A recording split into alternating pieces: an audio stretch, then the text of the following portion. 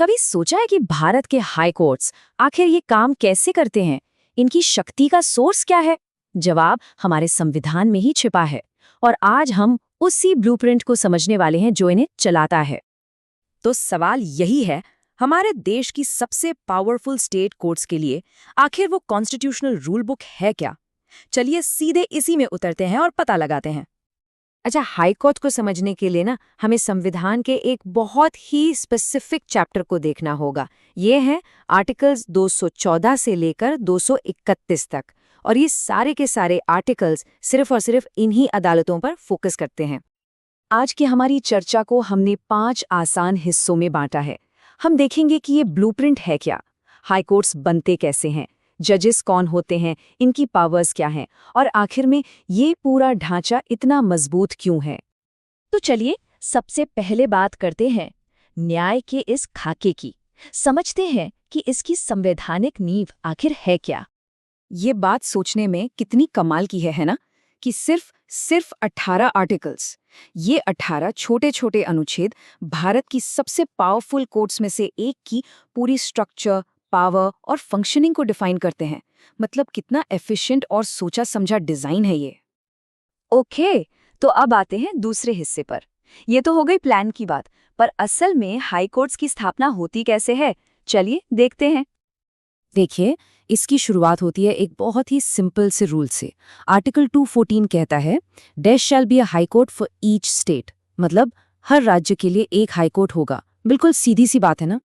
लेकिन कहानी में एक ट्विस्ट है। आर्टिकल 231 कहता है कि पार्लियामेंट चाहे तो एक ही हाई कोर्ट को एक से ज्यादा राज्यों या यूनियन टेरिटरीज के लिए भी बना सकती है।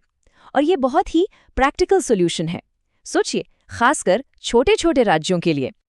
तो ये तो हो गई बुनियादी बात। अब इसमें कुछ और लेयर्स जोड़ते हैं, जैसे आर्टिकल 216 जो हाई कोर्ट के गठन के बारे में बताता है।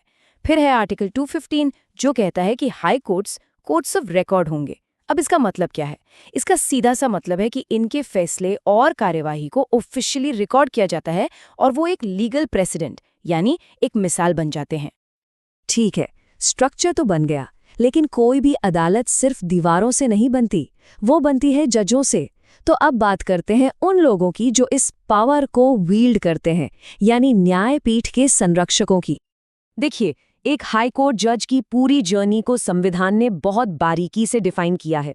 सबसे पहले उनकी नियुक्ति और शर्तें जो आर्टिकल 2117 में है, फिर आर्टिकल 219 के तहत उनकी शपथ, उसके बाद आर्टिकल 221 में उनके वेतन और भत्तों की बात होती है, और यहाँ तक कि आर्टिकल 220 ये भी बताता है कि रिटायरमेंट के बाद वो कहाँ प्रैक्टिस कर सकते हैं और कहाँ नहीं। मतलब पूरा करियर पाथ मैप्ड है। अब एक सवाल उठता है, मान लीजिए चीफ जस्टिस की पोस्ट टेम्पररी खाली है, तो क्या होगा?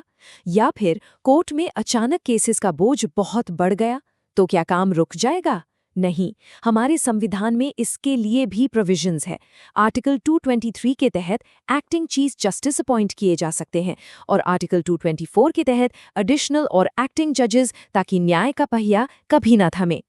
चलिए अब आते हैं सबसे जरूरी सवाल पर। स्ट्रक्चर हो गए, जजेस हो गए, लेकिन हाई कोर्ट्स असल में कर क्या सकते हैं? इनकी कोर्ट पावर्स क्या हैं?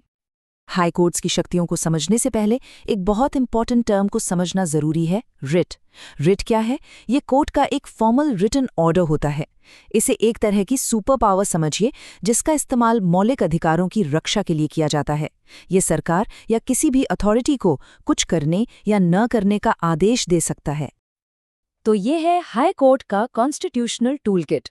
सबसे पहले आर्टिकल 226 के तहत रिट जारी करने की जबरदस्त शक्ति।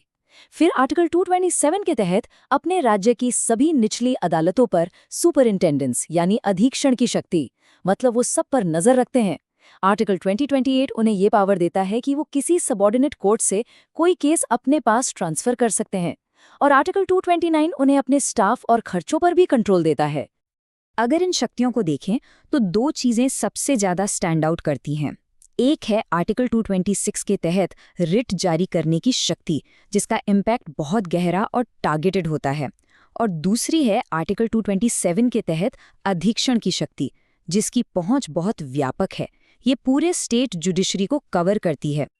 तो अब इन सब बातों को एक साथ लाते हैं। आखिर ये पूरा फ्रेमवर्क इतना इम्पोर्टेंट क्यों है और ये इतने सालों से टिका कैसे हुआ है? इसका सार ये है कि ये जो 18 अनुच्छेद हैं, ये सिर्फ रूल्स की एक लिस्ट नहीं है। ये मिलकर राज्य के स्तर पर एक ऐसी जुडिशियल सिस्टम बनाते हैं जो इंडिपेंडेंट है, पावरफुल है और जिसे संविधान ने खुद प्रोटेक्ट किया है। ये आज़ादी और शक्ति ही न्याय की गारंटी है।